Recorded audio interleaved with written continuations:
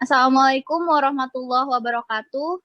Kami dari kelompok 5 akan mempresentasikan penugasan kelompok kami yang berjudul kesetimbangan ion dalam larutan penyangga dan larutan garam terhidrolisis. Next.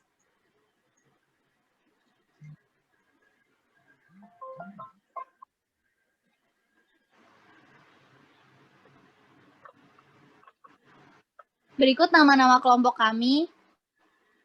Ada Fadilatul Azizah, Fatia Nurul, Nadia Arifatunisa, Reza Putri, dan saya Tiara Nabila. Next.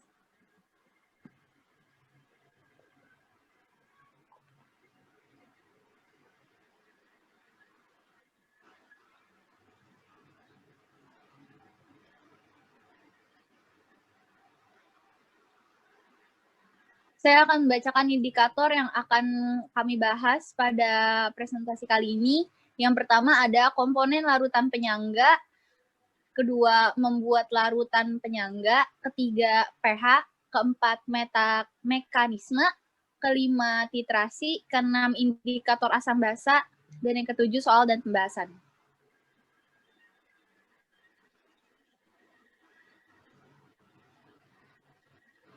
Pengertian larutan penyangga atau larutan buffer. Larutan buffer adalah larutan yang terdiri dari asam lemah atau basa lemah dan garamnya. Kedua komponen itu harus ada. Larutan ini mampu menahan pH ketika terjadi penambahan sedikit asam atau sedikit basa. Komponen utama dalam larutan penyangga. Yang pertama ada asam lemah dan basa konjugatnya. Basa konjugatnya ini didapat dari garamnya. Yang kedua ada basa lemah dan asam konjugatnya. Asam konjugatnya juga didapatnya dari garamnya. Next.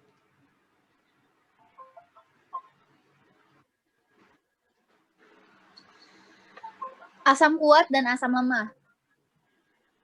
Asam kuat yaitu satu asam hidrohalik, ada HCl, HBr, dan HI. Yang kedua ada asam okso yang memiliki jumlah atom 6 terhadap H. Lebih banyak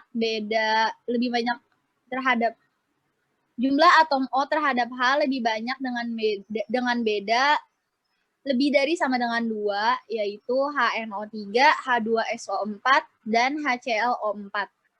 Asam lemah yang pertama asam hidrohalik, contohnya HF. Yang kedua ada asam yang atom H-nya tidak mengikat O atau halogen, contohnya ada HCN, H2S. Yang ketiga ada asam okso yang memiliki jumlah atom 0 sama dengan atau lebih dari 1 dibanding H. Yang keempat ada asam karboksilat, yaitu R berikatan dengan COH. R ini bisa juga disebut sebagai CH3.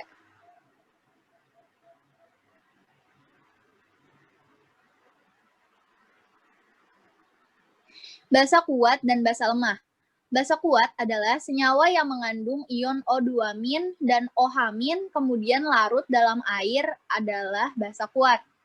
Ya.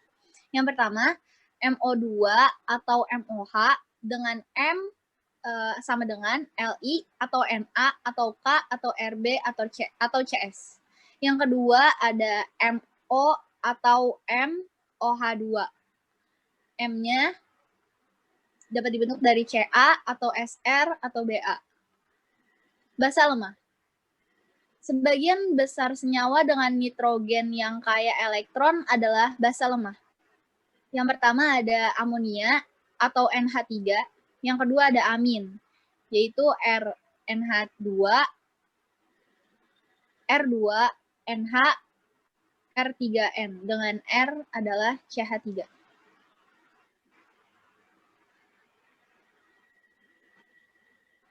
Larutan penyangga asam mengandung suatu asam lemah atau Ha dan basa konjugasinya atau amin. Contohnya itu ada CH3COH bereaksi dengan CH3CONa. Nah, komponen buffernya itu CH3 dan COH. CH3COH dan CH3COO-. Ini didapat dari CH3 COH-nya itu adalah asam lemah berikatan dengan CH3 CONA yang merupakan garam. Menghasilkan komponen buffer yaitu CH3 COH dan CH3 COO-. Yang kedua ada H2CO3 bereaksi dengan NaHCO3 dengan komponen buffer H2CO3 dan HCO3-. H2CO3 merupakan asam lemah dan NaCO3 adalah garamnya. Kedua ada larutan penyangga basa. Larutan penyangga basa lemah dan asam konjugasinya atau BH+. Contohnya NH3 yang merupakan basa lemah berikatan dengan garamnya yaitu NH4Cl. Menghasilkan komponen buffernya yaitu NH3 dan NH4+. Next.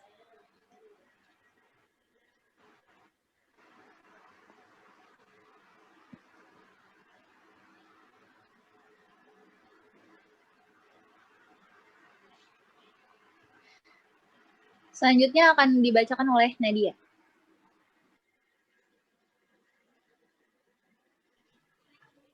Baik, apa sebelumnya apa suara saya terdengar? Terdengar, Nadia. Oke. Berikutnya itu ada membuat larutan penyangga. Larutan penyangga itu sendiri terbagi atas dua, yaitu larutan penyangga asam dan larutan penyangga basa. Larutan penyangga asam, cara membuatnya itu juga terbagi menjadi tiga. Itu yang pertama ada asam lemah plus garamnya. Pembuatan larutan penyangganya itu ada CH3COOH atau CH3COO- dari CH3COOH dengan CH3COONA. Yang kedua ada asam lemah berlebih plus garam. Pembuatan larutan penyangganya ada CH3COOH atau CH3COO- dari CH3COOH berlebih dengan NaOH. Yang ketiga ada garam asam lemah berlebih plus asam kuat. Pembuatan larutan penyangganya bisa CH3COOH atau CH3COO- dari CH3COONA berlebih dengan HCl. Berikutnya ada larutan penyangga basa. Larutan penyangga basa, cara membuatnya juga terbagi atas tiga. Yang pertama ada basa lemah plus garamnya. Pembuatan larutan penyangganya NH3 atau NH4+ dari NH3 dengan NH4Cl.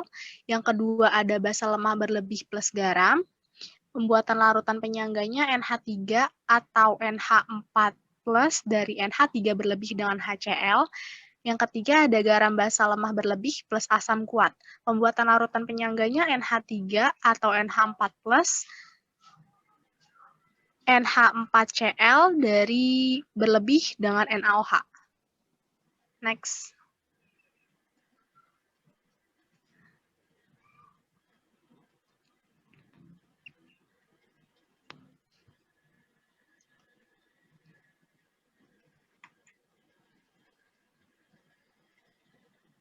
Dila next. Sudah. Oh ya, maaf.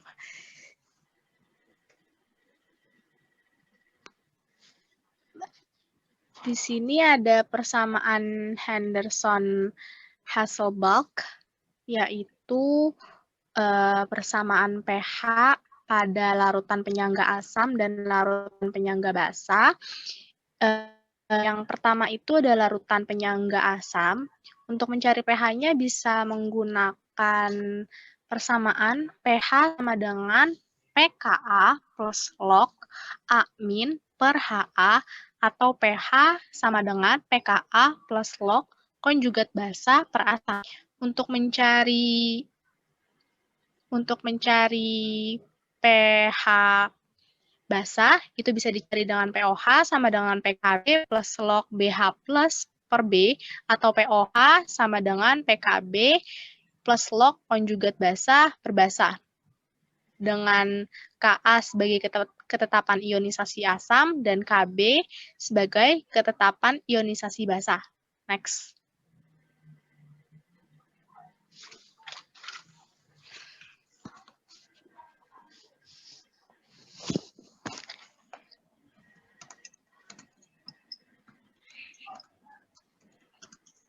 Apakah sudah terlihat?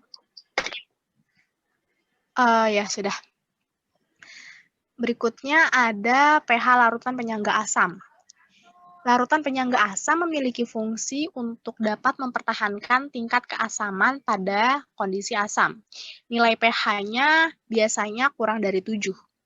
Di sini ada contoh reaksi. Kemudian di situ dapat dilihat bahwa untuk mencari H plusnya itu sendiri bisa dengan rumus H plus sama dengan Ka dikali mol asam lemah per mol basa konjugasi dengan H plus sebagai konsentrasi ion hidrogen dan Ka sebagai tetapan asam. Next.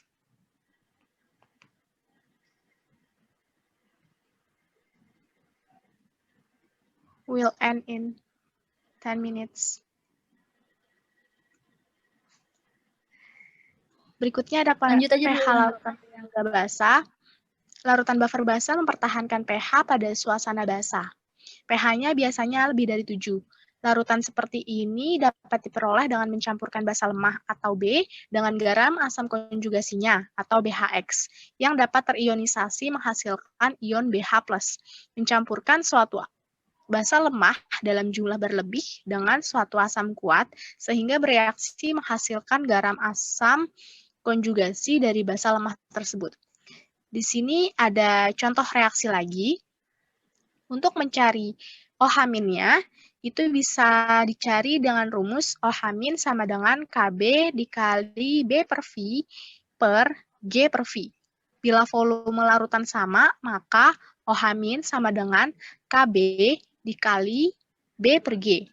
Kemudian, kita bisa mencari POH-nya dengan cara PKB dikurang log basa per garam. Setelah itu, baru kita dapat mencari pH larutan penyangga basanya. Dengan cara pH sama dengan 14 min POH.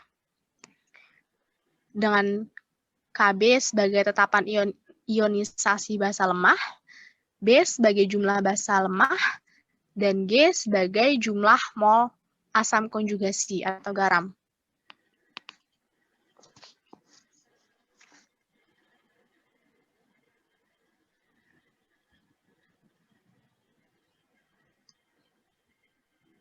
Silahkan Tiara Nabila.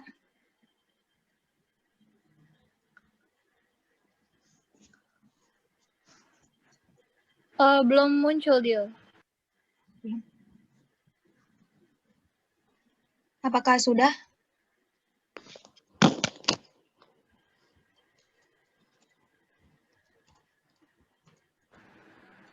Masih belum.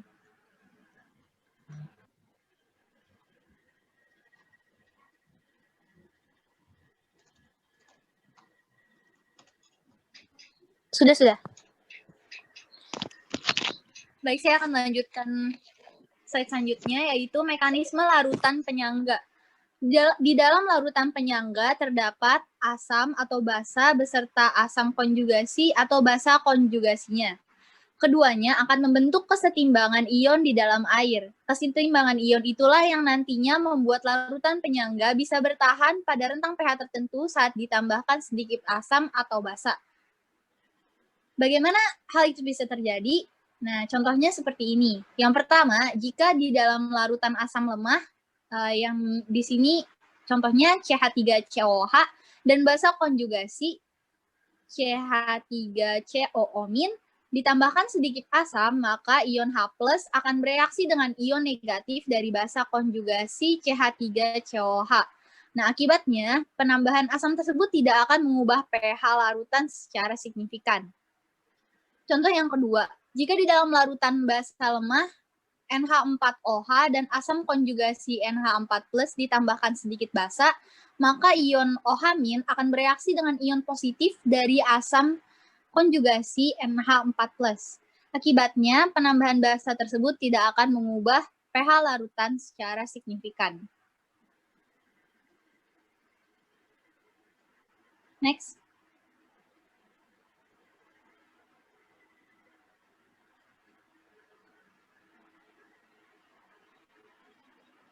Apakah sudah terlihat?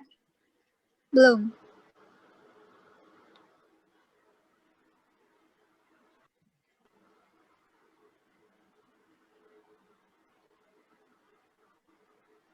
Masih belum, Dila.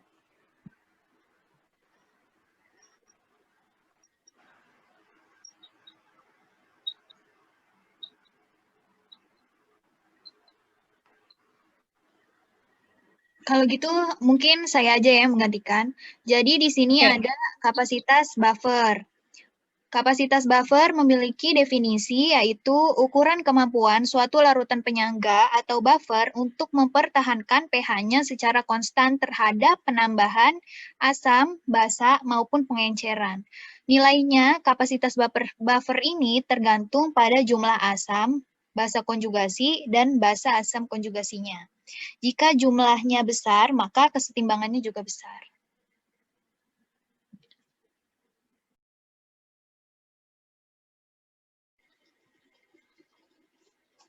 Oke, saya akan menjelaskan mengenai titrasi. Titrasi ini merupakan reaksi penetralan antara basa dan asam, larutan asam dan basa. Dalam titrasi, suatu larutan yang konsentrasinya diketahui secara pasti atau larutan standar ditambahkan secara bertahap ke larutan lain yang konsentrasinya tidak diketahui sampai reaksi kimia antar kedua larutan itu berlangsung sempurna.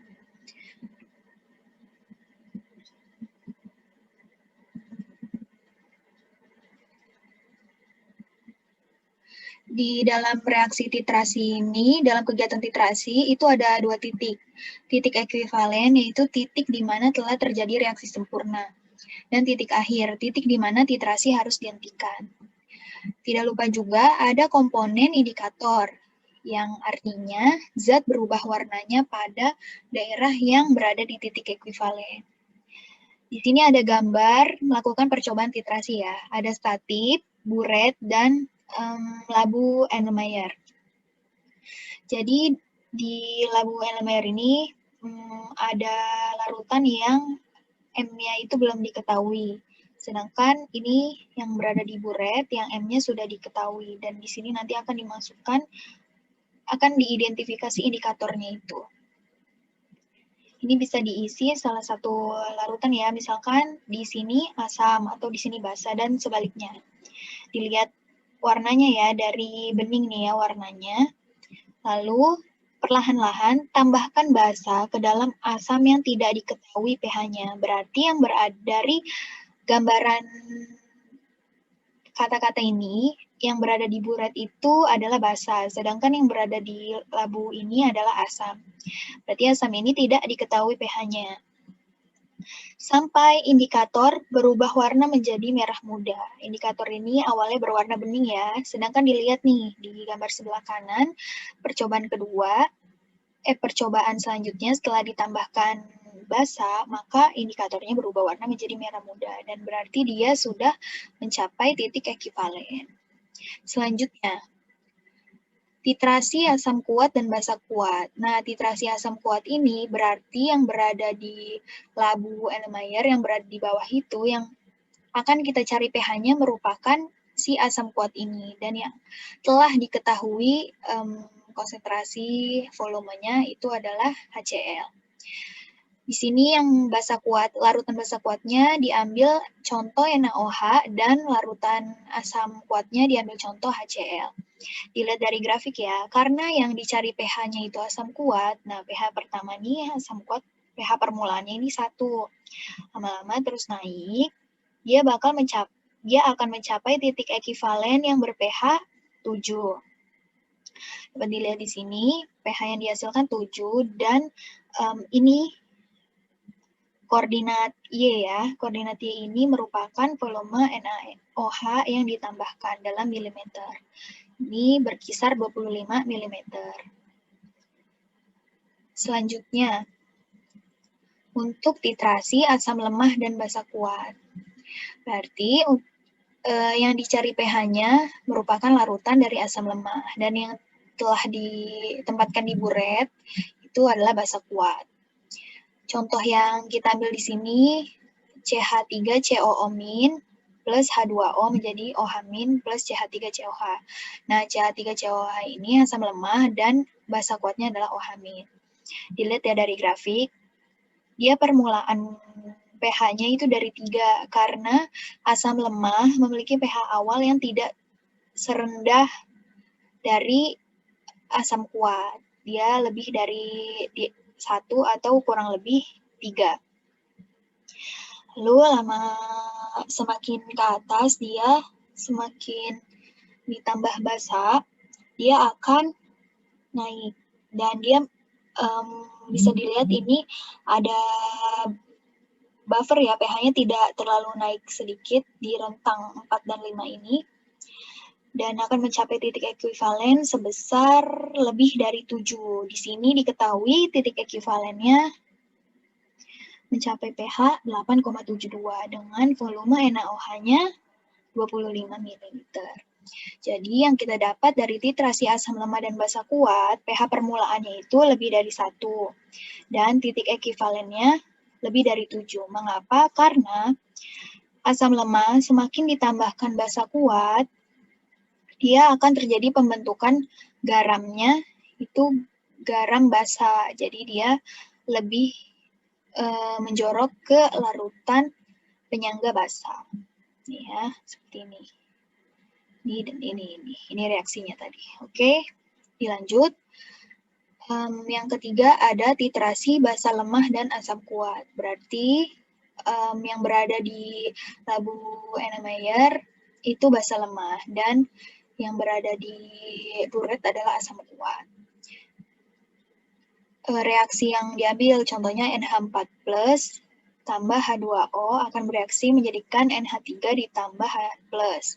NH3 ini merupakan asam lemah dan H+ merupakan asam kuat. Kita akan mencari pH dari basa lemah. Basa lemah pH-nya itu dari grafik dimulai dari angka 11, terus mencapai titik ekuivalennya kurang dari 7. Dan titik ekuivalennya itu sekitar pH-nya 5,28 dengan volume HCl yang ditambahkan 25 ml.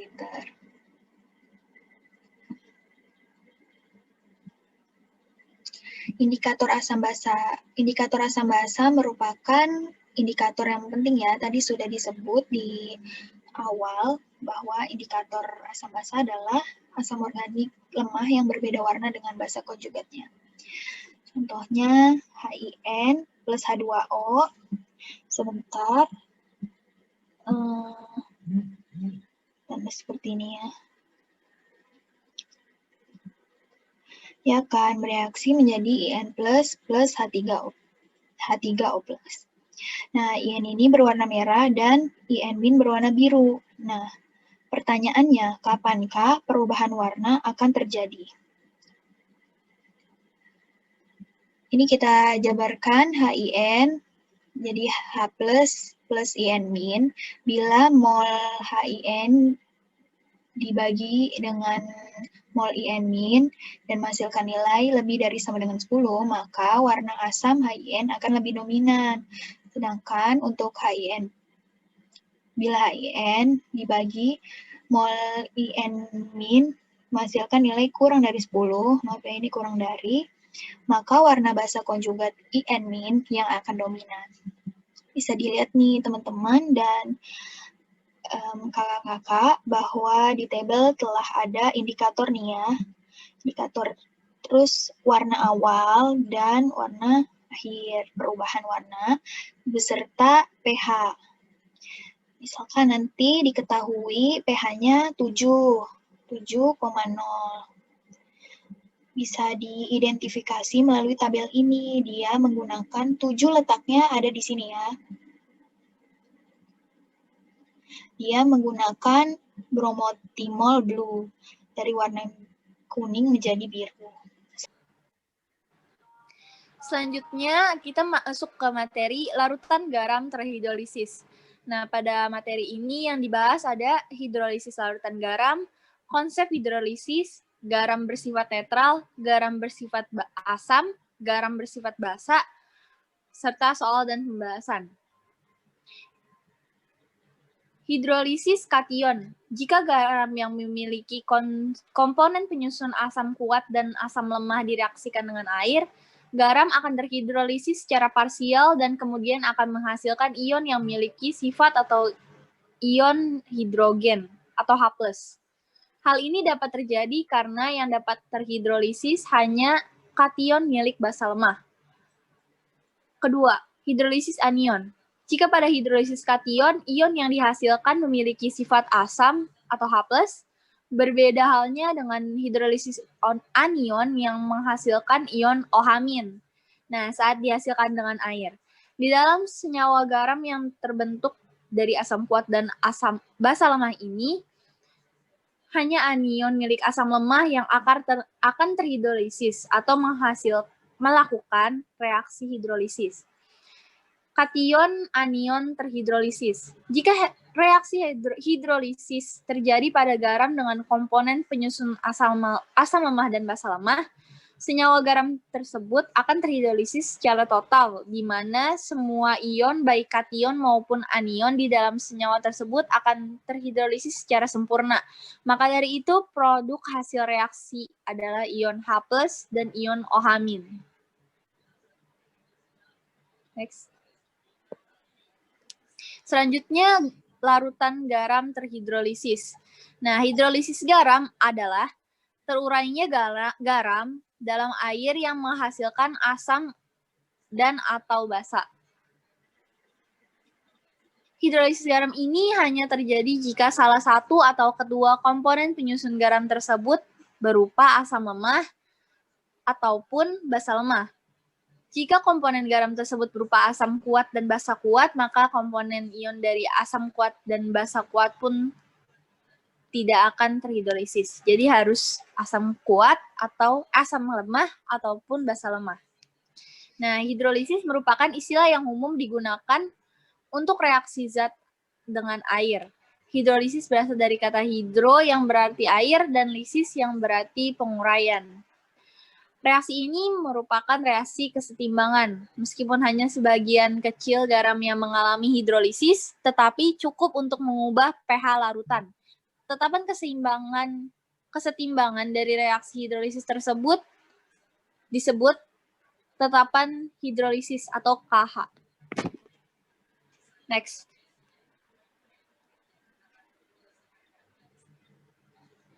Contoh ion asam atau basa yang mengalami reaksi hidrolisis. CH3COO- dan HCO3-. Nah, ini merupakan ion asam lemah dan NH4+ merupakan ion basa lemah. Contoh ion asam atau basa yang tidak mengalami reaksi hidrolisis. SO4-2- dan NO3-2- merupakan ion asam kuat, dan Na+ dan Mg+ adalah ion basa kuat. Selanjutnya akan dijelaskan oleh Nadia.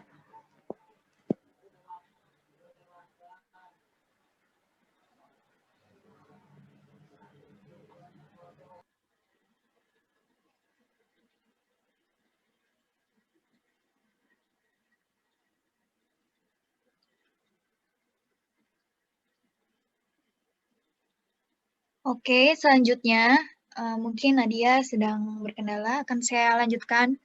Konsep hidrolisis. Hidrolisis total. Garam yang tersusun dari asam lemah dan basa lemah dapat terhidrolisis secara sempurna. Mengapa? Karena anion ion negatif atau ion asam, dan kation, ion positif atau ion basa, keduanya akan terhidrolisis bila direaksikan dengan air. Maka garam yang tersusun dari asam lemah dan basa lemah akan mengalami hidrolisis total sempurna, yaitu kation dan anionnya terhidrolisis. Contohnya CH3, COO, NH4. Terus selanjutnya adalah Al2S3. Selain hidrolisis total, ada juga hidrolisis parsial. Nah, hidrolisis parsial ini dibagi menjadi dua. Yang pertama, hidrolisis parsial yang terjadi dari garam yang bersifat asam. Kationnya saja yang terhidrolisis, menghasilkan senyawa basa lemah. Yang kedua, hidrolisis parsial yang terjadi dari garam yang bersifat basa. Jadi anionnya saja yang terhidrolisis sehingga menghasilkan asam lemah. Contohnya NH4Cl, AgNO3, CH3COOK. Dan tadi terhidrolisis sempurna sudah dijelaskan, hidrolisis parsial juga sudah, dan yang terakhir tidak terhidrolisis. Garam yang tidak terhidrolisis itu yang tersusun dari asam kuat dan basa kuat. Mengapa? Karena garam yang tersusun dari asam kuat dan basa kuat memiliki kation dan anion garam yang tidak akan terhidrolisis bila direaksikan dengan air. Maka garam yang tersusun dari asam kuat dan basa kuat tidak dapat terhidrolisis. Contohnya K2SO4 dan KCl. Selanjutnya, sebentar. Garam dari basa kuat dan asam kuat. Garam yang berasal dari asam kuat dan basa kuat itu tidak mengalami hidrolisis ya, seperti yang sudah dijelaskan tadi. Dia tidak bisa mengalami terhidrolisis keduanya. Seperti contoh, garam seperti NaCl yang dapat terbentuk dari reaksi basa kuat NaOH dan asam kuat HCl tidak dapat terhidrolisis sehingga larutannya bersifat netral. Jadi untuk garam yang tidak terhidrolisis tadi sifat larutannya itu netral. Larutan garam dari basa kuat dan asam kuat dan basa kuat umumnya tidak mengubah perbandingan konsentrasi H+ dan OH- dalam air. Oleh karena itu, larutannya bersifat netral dengan pH sama dengan 7. Ini contoh-contoh anion basa konjugasi dari asam kuat yang tidak dapat terhidrolisis. Bisa teman-teman dan kakak-kakak lihat. Contohnya Cl-, Br-, I-, NO3-, dan ClO4-. Sedangkan untuk kation-kation dari basa kuat yang tidak terhidrolisis antara lain kation-kation logam golongan 1A dan 2A. Contohnya Li+, Na+, K+, Mg2+, mohon maaf ya ini salah pengetikan. Mg2+,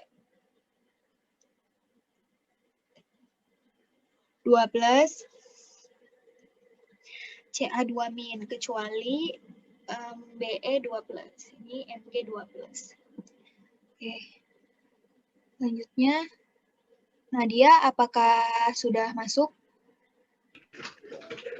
Iya, sudah. Silakan Nadia dilanjutkan. Iya, sebelumnya apa suara saya terdengar? Terdengar. Selanjutnya ada garam bersifat basa. Garam dari asam lemah dan basa kuat. Garam yang berasal dari asam lemah dan basa kuat mengalami hidrolisis bagian atau parsial, yaitu hidrolisis anion. Misal, rumus kimia garam adalah La, maka hidrolisis anion adalah sebagai berikut.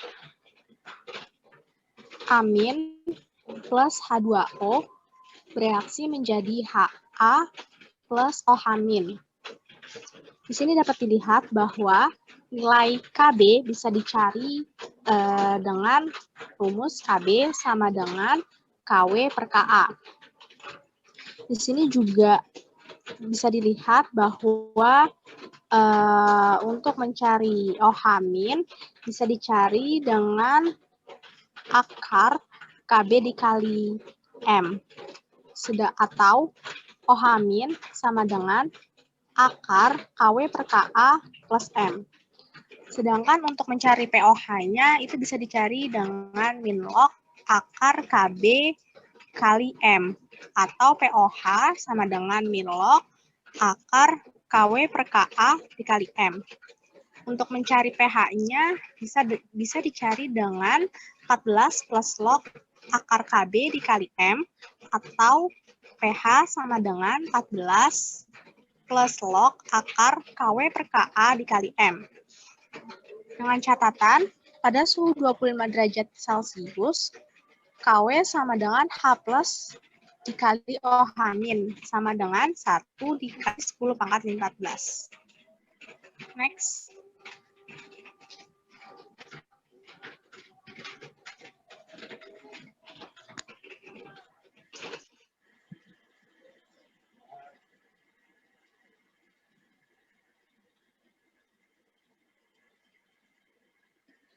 Oke, yang selanjutnya ada garam bersifat asam yang dibentuk dari garam asam kuat dan basa lemah. Garam yang berasal dari asam kuat dan basa lemah mengalami hidrolisis sebagian. Berarti sama ya dengan yang sebelumnya mengalami hidrolisis sebagian, yaitu yang terhidrolisis tapi kali ini adalah kation. Untuk mengetahui konsentrasi H+, dapat dilakukan penurunan yang analog dengan garam yang berasal dari asam lemah dan basa kuat, sehingga dapat diperoleh H+-nya bisa dicari dengan akar dari KH, ketetapan hidrolisis, dikali M. Atau H+-nya itu bisa dicari dengan akar ketetapan hidrolisis atau KW dibagi KB, yaitu tetapan kesetimbangan basa dikali M. Setelah ditemukan H+-nya, dicari nilai H+-nya, maka ditentukan nilai pH, yaitu dengan rumus min log akar KH dikali M, atau pH sama dengan min log akar KW per ketetapan basa dikali M. KW sama dengan mol H+ dikali mol OH min, dan ketetapannya biasanya diketahui 1,0 kali 10 pangkat min 14.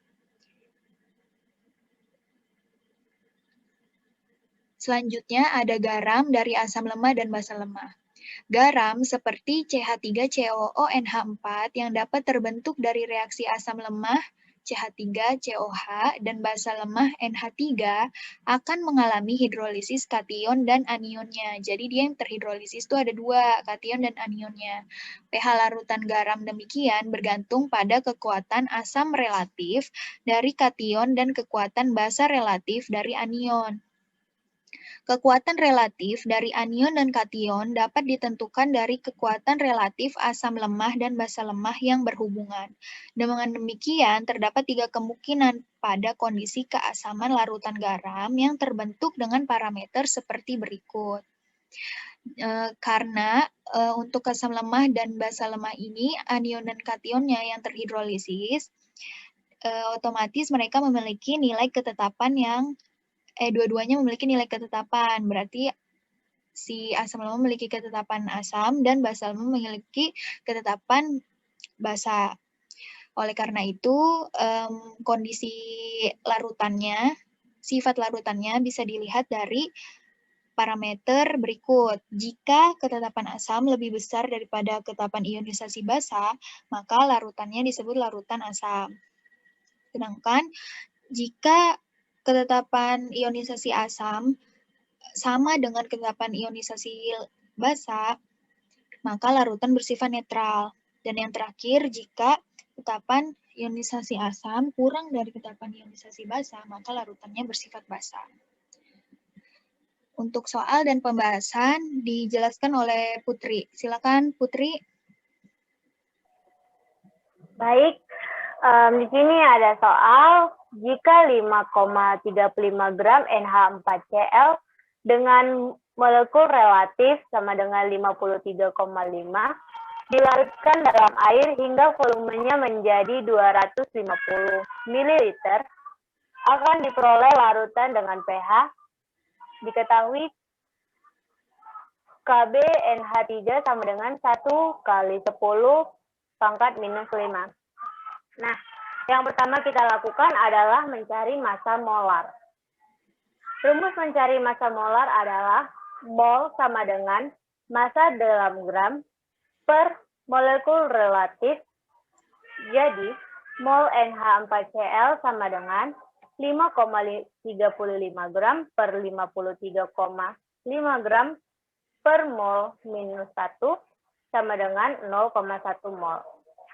Kemudian kita akan mencari molaritas.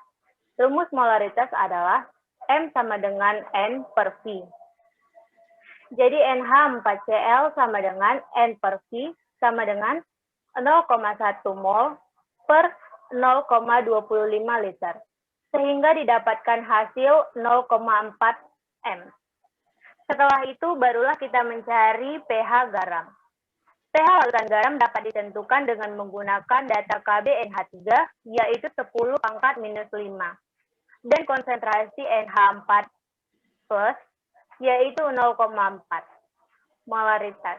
Jika dipangkatkan menjadi 4 dikali 10⁻⁻⁴ M, maka rumus yang dapat digunakan adalah H+ sama dengan akar KW per KB dikali NH4+ sama dengan 10 sama dengan akar 10⁻⁻⁴ per 10⁻⁵ kali 0,4 M sama dengan 2 kali 10⁻⁻⁵ M. pH sama dengan minus log H+ sama dengan min log 2 dikali 10⁻⁻⁵ sama dengan 5 min log 2. Next.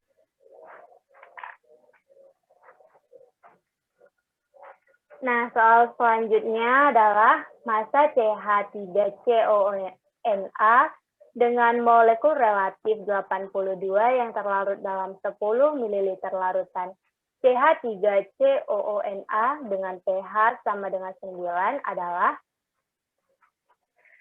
CH3COONA ini merupakan garam yang bersifat basa. Mengapa? Karena berasal dari CH3COOH yang merupakan asam lemah dan NaOH yang merupakan basa kuat.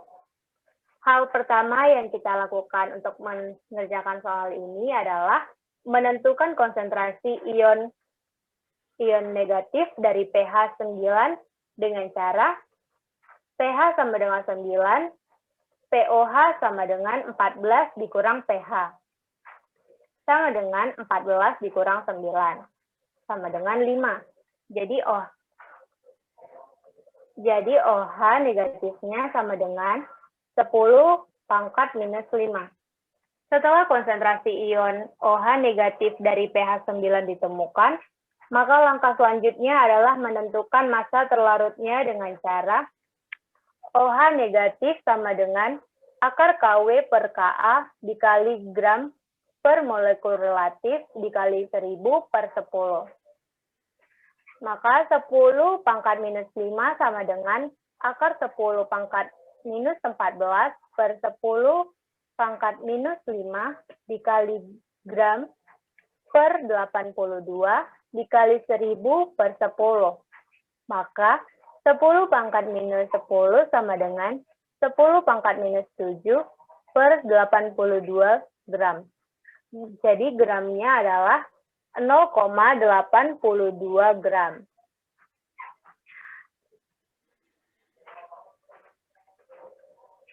Next.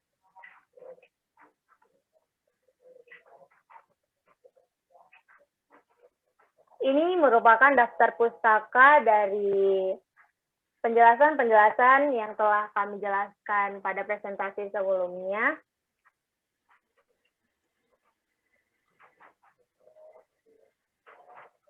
Nah, demikianlah presentasi dari kelompok 5 mengenai konsep kesetimbangan ion pada larutan penyangga dan larutan garam yang terhidrolisis. Kami memohon maaf karena terdapat satu rekan kami yang terkendala untuk melakukan presentasi bersama dengan kami. Kurang dan lebihnya kami memohon maaf dan terima kasih atas perhatian teman-teman sekalian. Wassalamualaikum warahmatullahi wabarakatuh.